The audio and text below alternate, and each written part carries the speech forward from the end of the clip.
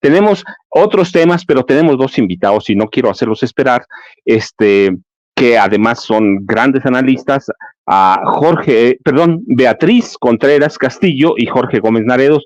¿Qué les parece? A Beatriz no la conozco, pero la voy a conocer en este momento. Beatriz, ¿cómo estás? Qué bueno que te tengamos aquí. Mira, nos conocemos y ya tendrás que aprender que voy empezando en eso de la conducción, pero me da gusto conocerte y qué bueno que estás aquí con nosotros. Hola, mucho gusto, Paco. También a mí pues me da mucho gusto estar por acá de nuevo con ustedes. Les mando un saludo y un abrazo muy grande a toda tu bella audiencia y felicidades por esta conducción que estás empezando.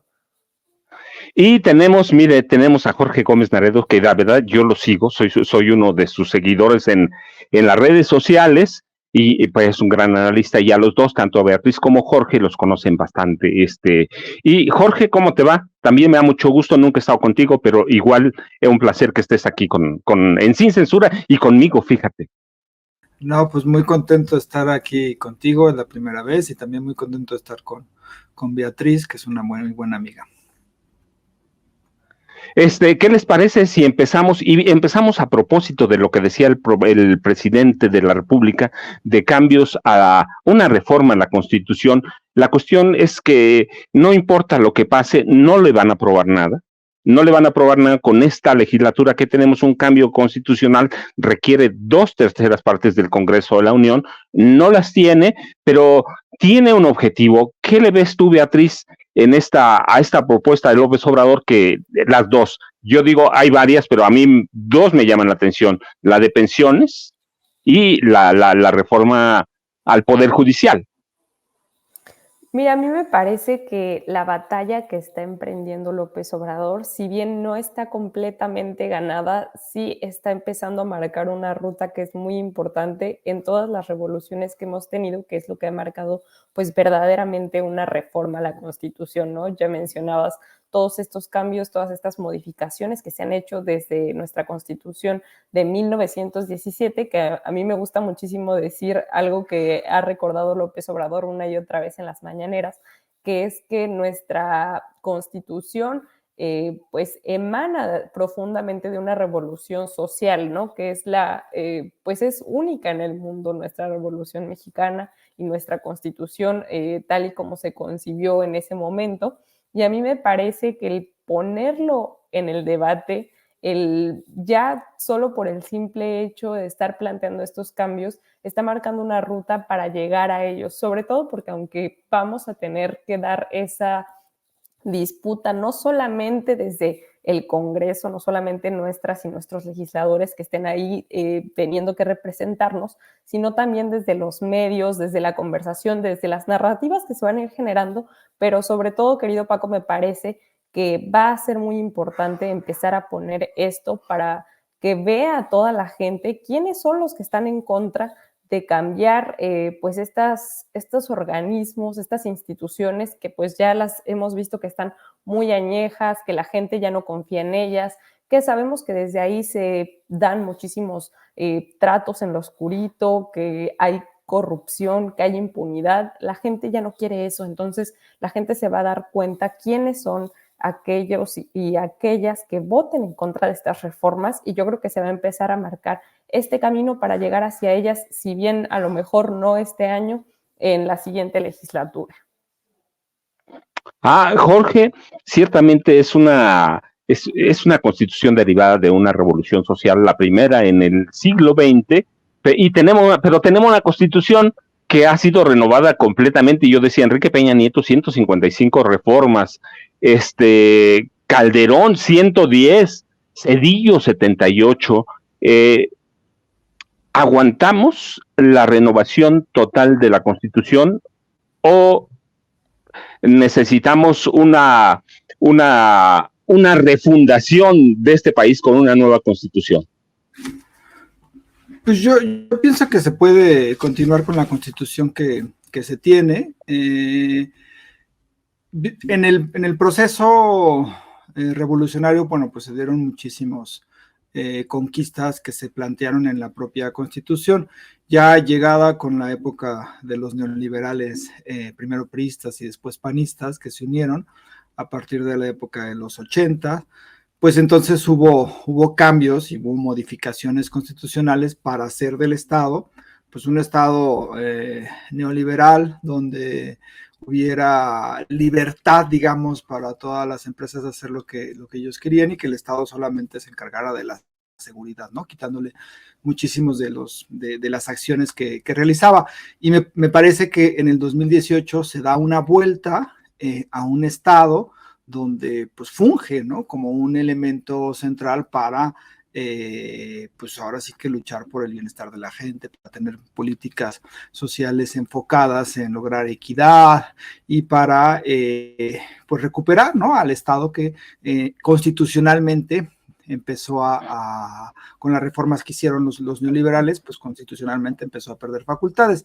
Entonces, por supuesto que en 6 años no se pueden hacer muchas cosas, especialmente en el plano legislativo, porque además se necesita pues la mayoría en el Congreso, y además se necesita pues un tiempo y además cambios no solamente constitucionales, sino también de leyes secundarias. Pero el punto, a mí me parece que lo que plantea Andrés Manuel, que siempre ha sido muy sagaz porque ha logrado hacer política, porque es un líder social, porque comunica muy bien y porque además sabe cómo van a reaccionar los opositores, porque tiene muchísimos años, ¿no? Es creo que un personaje, como le dicen, un monstruo políticamente hablando.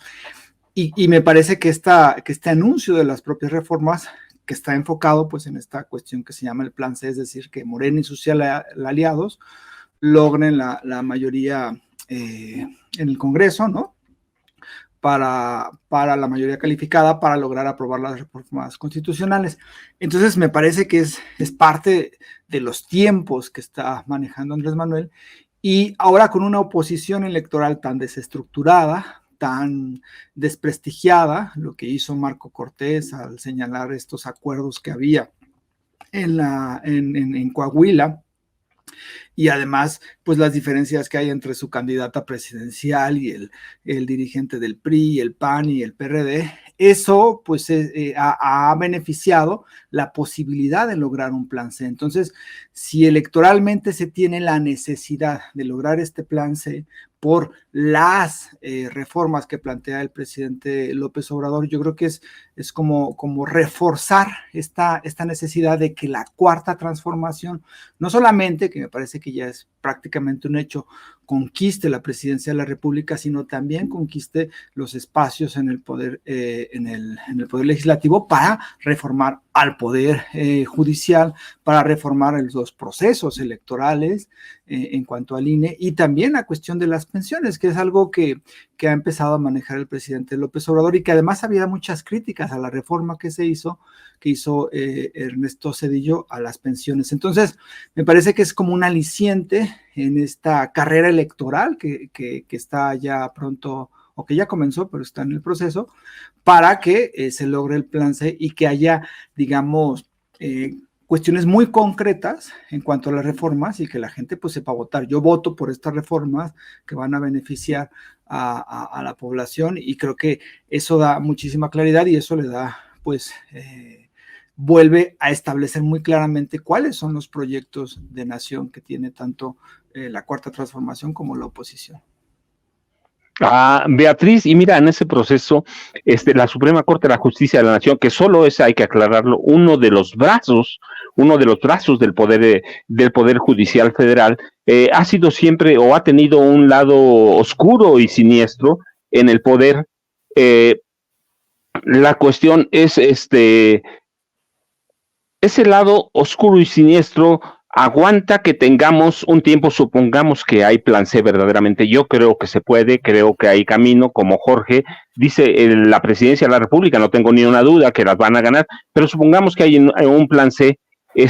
Aguantamos, ¿cuánto tiempo podemos aguantar sin tener una corte, sin tener un poder judicial estructurado? Pues mira, querido Paco, la verdad es que el pueblo de México ya ha aguantado muchísimos años, aguantamos los gobiernos neoliberales, y yo creo que parte de todo esto que también estaba comentando Jorge, y que yo estoy totalmente de acuerdo con él, es este momento que estamos viviendo, que como lo dice AMLO, estamos viviendo tiempos estelares. Yo creo que sí va a pasar el plan C, sí vamos a tener una renovación en el Congreso que permita sacar adelante todas estas reformas que ya más que reformas a la Constitución o más que una renovación como tal en nuestras leyes, se trata de algo más profundo, ¿no? De ver a la gente que hoy está hablando de qué votan los ministros en la Suprema Corte, cómo están pasando las reformas. Ya no son los tiempos en los que todos los legisladores votaban de forma unánime y se cambiaba la Constitución al antojo de unos cuantos para algo que también siempre dice AMLO y que me gusta mucho, que utilizaban las leyes para legalizar la corrupción, para legitimar el fraude, el saqueo, y es algo que la gente ya no permite, es algo que justo como lo estabas planteando, ya no lo vamos a aguantar, ya cada vez pues hay más politización, hay un debate más profundo. A mí me parece que sí va a pasar el plan C, que igual como lo decía mi querido Jorge, vamos a tener una presidenta de México y va a ser una mujer de izquierda, va a ser Claudia Sheinbaum. Este 2024 vamos a tener nuestras elecciones más grandes en la historia de México también, y me parece que también vamos a sacar adelante todo el pueblo de México este plan C y se va a llevar a cabo pues todas estas reformas para cambiar al Poder Judicial como lo conocemos hoy en día y sobre todo pues para avanzar de forma organizada y de forma colectiva hacia una verdadera justicia social, o por lo menos a terminar con todos estos privilegios, estos excesos, estos saqueos y estos acuerdos en lo oscurito que se daban pues en estos poderes, y no solamente en la Suprema Corte de Justicia de la Nación, ¿no? Sino también hablando de la totalidad del Poder Judicial, querido Paco.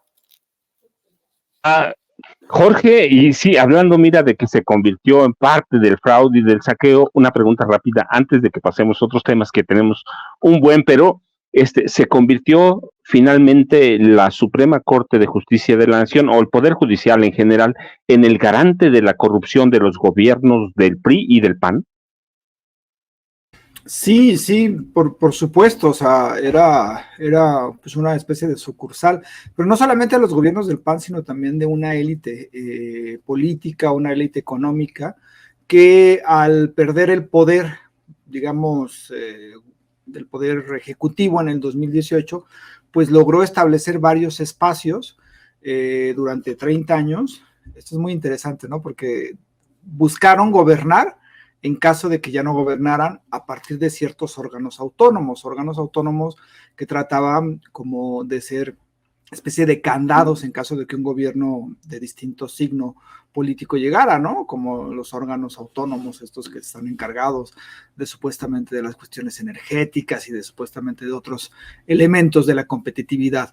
Y la Suprema Corte de Justicia se transformó también, aunque es una parte de los poderes, pues como una especie de espacio donde podían también tener contención ante un gobierno de izquierda, como en realidad ha sucedido, porque lo que ha hecho el Poder Judicial, la Suprema Corte de Justicia, pero no solamente eso, sino bastantes jueces, pues es tratar de contener, digamos, la vuelta a una política social, a un Estado que está muy presente y no como estaba con los gobiernos liberales. Entonces, por supuesto que es eso, pero además el planteamiento que me parece que hace Andrés Manuel va mucho más allá, ¿no? No solamente es renovar en este sentido, no solamente sacar a muchísimos de los espacios que tienen, ¿no? las élites políticas y económicas en el Poder Judicial, sino también es renovarlo y verlo con otra visión, como podría ser que haya elecciones para ministros, que haya más participación popular,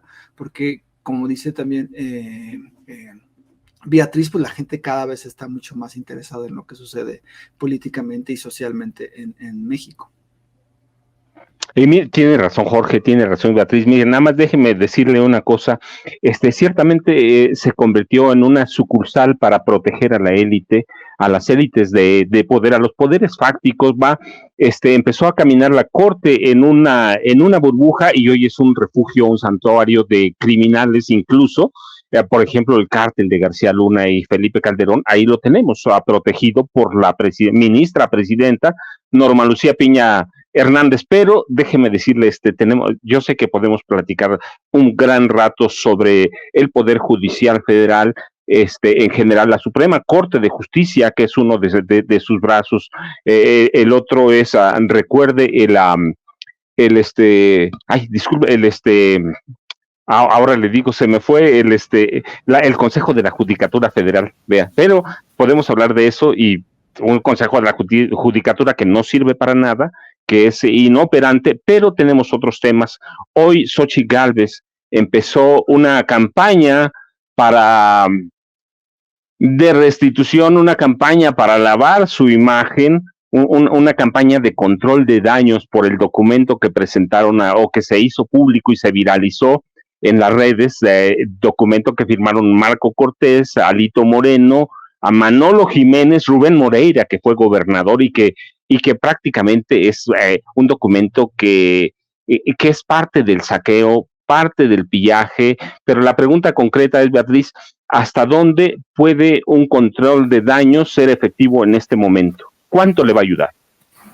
Yo creo que de nada le va a ayudar y ni siquiera me parece que sea un control de daños real, ¿no? Ya hemos visto que Xochitl Gálvez, con tal de tratar de encajar, de quedar como esa candidata supuestamente de izquierda, que era como quería venderse, pues ya ha hecho demasiados deslindes, ¿no? Hace algunos meses se deslindaba de Fox por hacer un comentario misógino que ya ni siquiera recuerdo. Ahora se quiere deslindar de Marco, de Alito, y la verdad es que pues solamente forman parte de esta estructura hegemónica partidista en la que pues ni siquiera Xochitl es quien toma decisiones, ¿no? Solamente es parte de este tablero, de este juego, porque pues vamos a ver ahí en los plurinominales a Alito, a Marco Cortés, seguramente.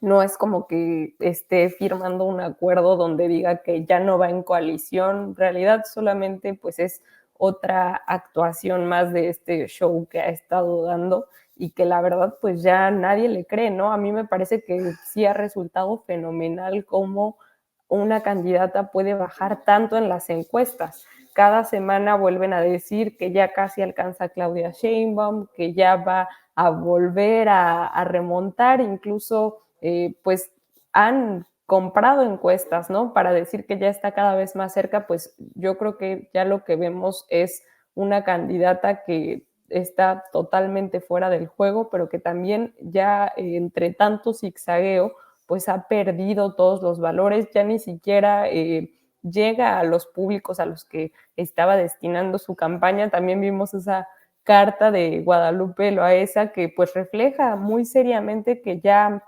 Xochitl está de plano muy mal con todos los sectores porque quería quedar bien con todos, ¿no? Yo creo que ya no hay forma de controlar esos daños y pues a lo único a lo que le van a apostar es a tener más lugares en el Congreso, porque yo creo que ya ellos mismos, quienes toman las decisiones ahí en la coalición, saben que Xochitl no va a ganar, Paco. Jorge, y mira, hablando de eso, de recomponer o de control de daños, hasta el próximo 18 de este mes de enero terminan las pre-campañas y entramos a un periodo de intercampañas que va a durar un mes y días para arrancar las campañas presidenciales. Hoy estamos en pre-campañas. Tiene un mes Xochitl para recomponer, puede recomponer cuando tiene atrás de ella a su lado a dos pillos, bueno, a otros más, todo su equipo prácticamente, pero ¿puede verdaderamente recomponer en un mes lo que ha echado a perder en meses?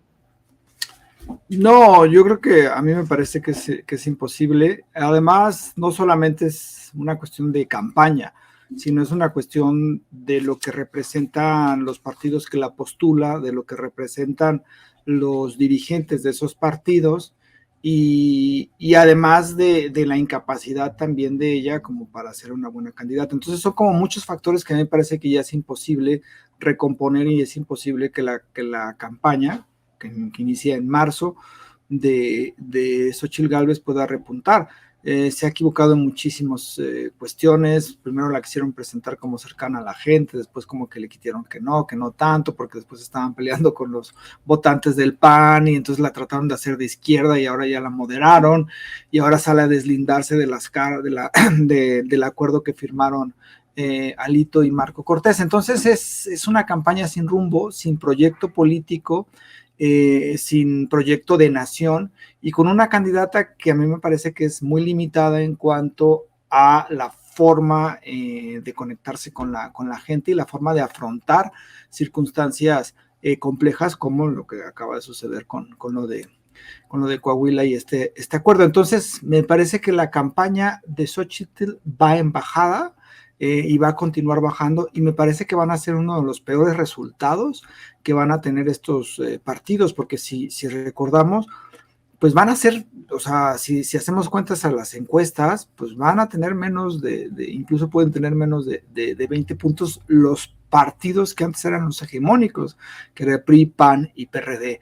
Entonces, es un problema creo que estructural con toda la oposición, que nunca supieron cómo enfrentar al gobierno de Andrés Manuel López Obrador, que se dejaron maniatar también por ciertos grupos empresariales, Claudia X González, y que además no han dejado de ser percibidos en la población como partidos políticos y como, digamos, posturas o una apuesta corrupta, y pues que tienen a Alito y a Marco Cortés con este acuerdo. Entonces sí me parece que es muy complicado. Sería complicado si fuera una buena candidata Xóchitl Gálvez, y no lo es, entonces me parece doble o triplemente complicado que pueda levantar en este proceso de intercampañas y más en las campañas.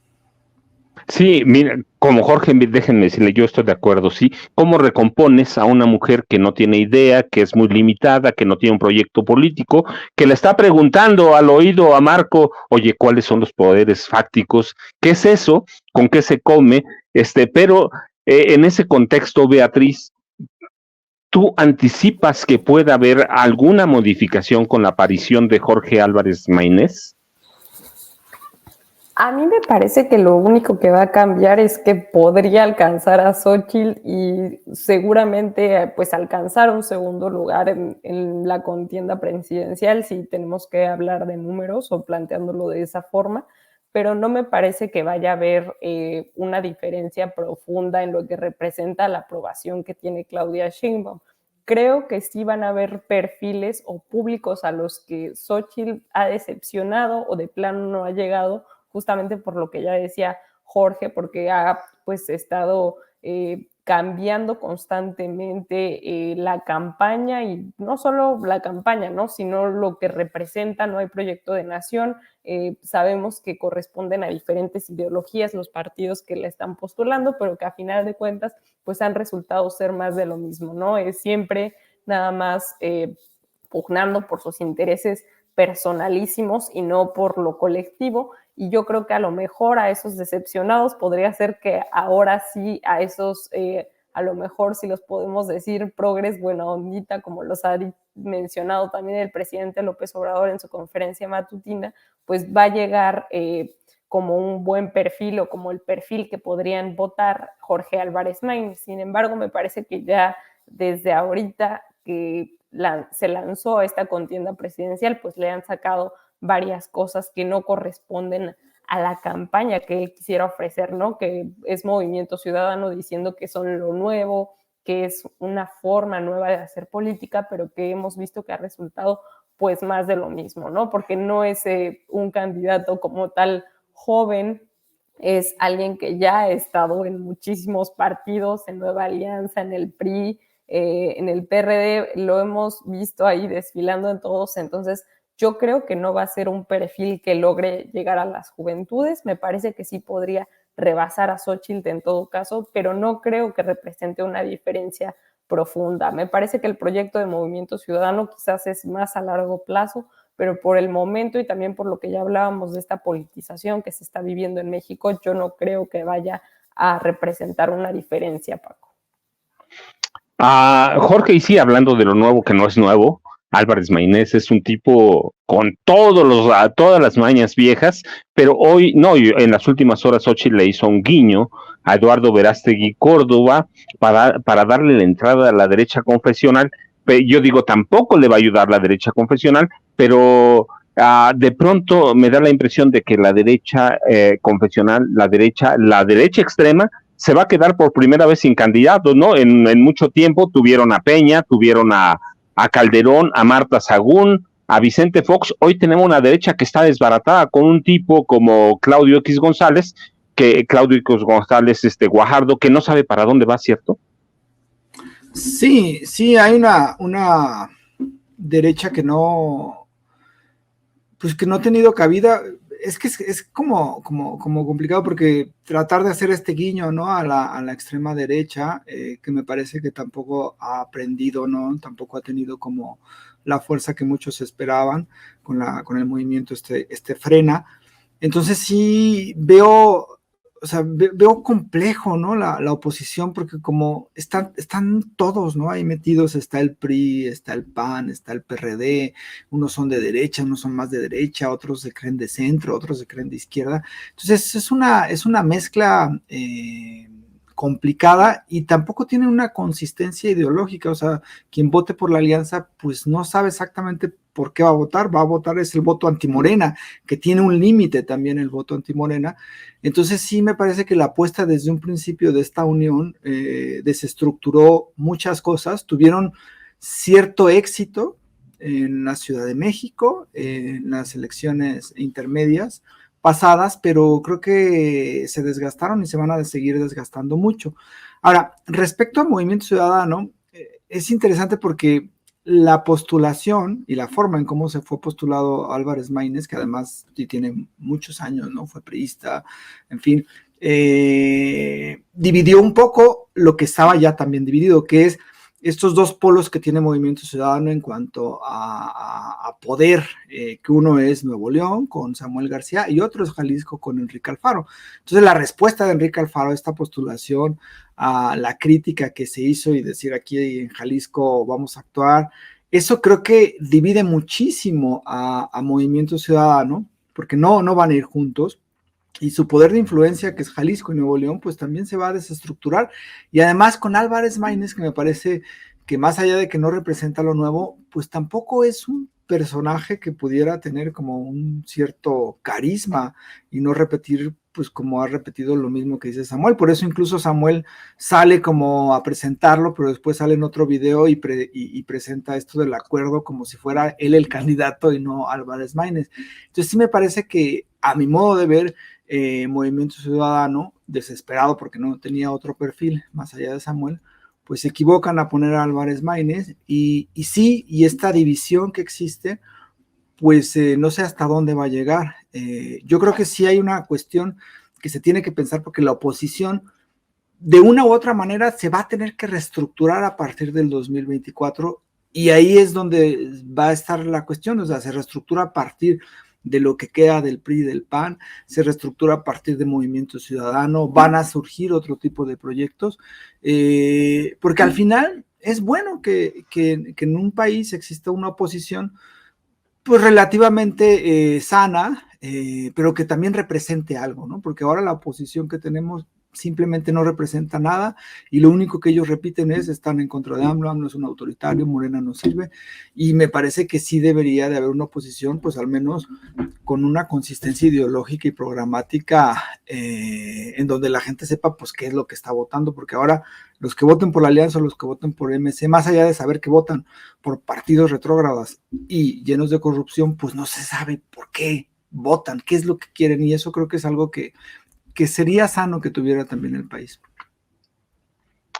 Beatriz, y hablando de cuestiones sanas, mira, de pronto parece, o yo tengo la impresión de que nos hemos concentrado en dos elecciones, la presidencial y la de la jefatura de gobierno de la Ciudad de México, pero tenemos elección por 300 diputados de mayoría, no hablo de 500 porque recuerda, son 200, que la gente le recuerde, 200 de mayoría relativa, o de, perdón, de representación proporcional, que son diputados de partido, y lo mismo, tenemos 64 senadores, el resto son o representación proporcional o primera minoría, pero estamos concentrados solo en la presidencial y en la jefatura de gobierno de la Ciudad de México, pero nos olvidamos que tenemos 300 diputados y que son fundamentales para alcanzar, o para ese plan C, o para alcanzar alcanzar la mayoría calificada que necesita la próxima, o necesitará la próxima presidenta de la República. ¿Por qué hemos descuidado a los diputados y a los senadores? Sí, totalmente de acuerdo. Creo que es algo que tenemos que empezar a difundir más. Incluso ya ayer, el día de ayer en la noche, los representantes del partido Morena develaron pues esta lista faltante que todavía no habían anunciado del segundo bloque de quienes van a contender para el Senado, ¿no? Y a mí me parece que algo que hay que recordar muy importante a la hora de votar es que tenemos que votar no solamente por los candidatos, sino también por el proyecto político y por el partido, para que de esta forma se pueda lograr lo que ya veníamos comentando, que va a ser el plan C, y que es muy importante que se pues siga hablando sobre esto que mencionas, ¿no? Respecto a estos diputados, también se van a votar diputados locales, vamos a tener por ahí también las votaciones de las alcaldías, van a ser pues van a ser las elecciones más grandes que hayamos tenido en nuestra historia, en nuestro país. Entonces yo creo que va a ser muy importante que tengamos a consideración pues estos tres factores, ¿no? Votar sí por el candidato, también por el partido y sobre todo por este proyecto político, ¿no?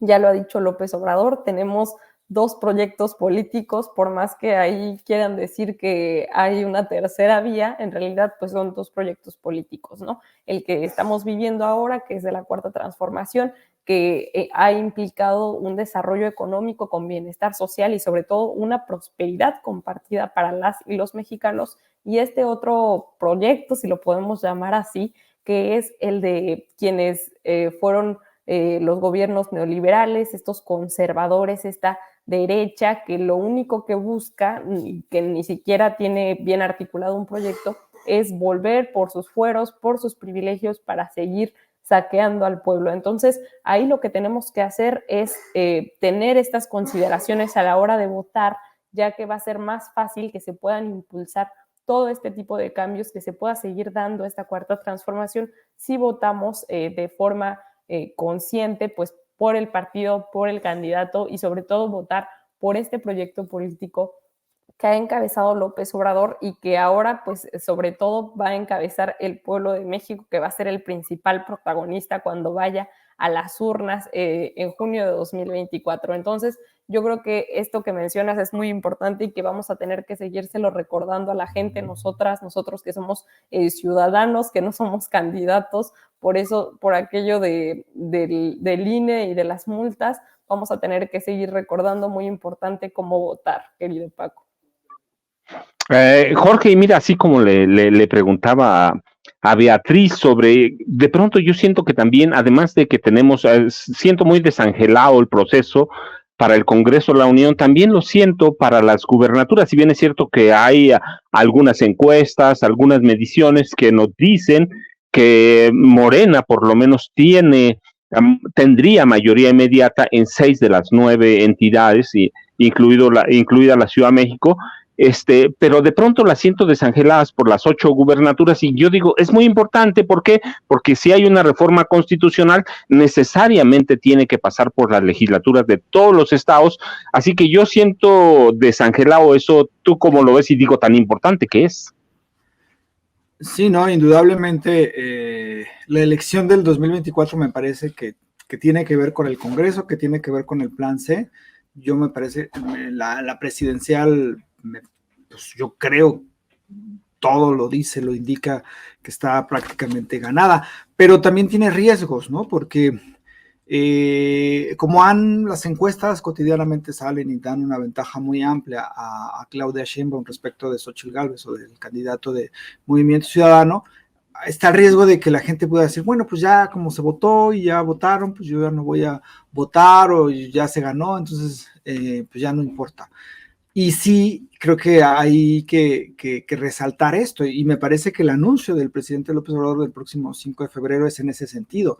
O sea, están estas reformas constitucionales, y esas reformas constitucionales solamente se van a lograr si se tiene la mayoría calificada de Morena y de sus aliados, porque también por las estructuras de cómo está y las leyes, pues los aliados tienen que estar ahí para lograr esa mayoría calificada. Entonces sí es importante resaltar que aunque se pueda o que se tenga la percepción de que se ganó la presidencia, pues hay una cuestión muy importante y que es la cuestión del plan C.